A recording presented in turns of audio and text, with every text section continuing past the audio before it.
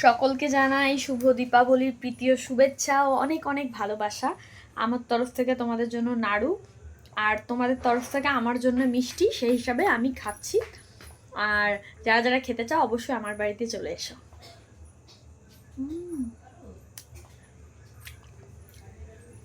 অনেক আছে, এই দেখো। খেতে হলে কিন্তু আসতে হবে, না খেলে আমি কাউকে দেবো না, কাউকে গিয়ে খাওয়াতে পারবো না। যারা যারা খেতে চাও তারা জলদি জলদি আমাদের বাড়িতে চলে এসো।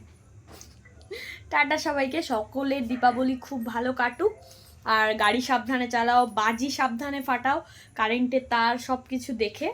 আমরাও টুকটাক বাজি ফাটাচ্ছি, যেটাতে কিনা ক্ষতি কম সেই টাইপের বাজি আমরা ফাটাই। ওই ধুমধাম বাজি ওটা একটু ভয়ই লাগে, তো সেই জন্য ওই বাজি সেভাবে ফাটানো হচ্ছে না। বাচ্চা কাচ্চাদের জন্য টুকটাক যতটুকু না করলে নয় ততটুকু।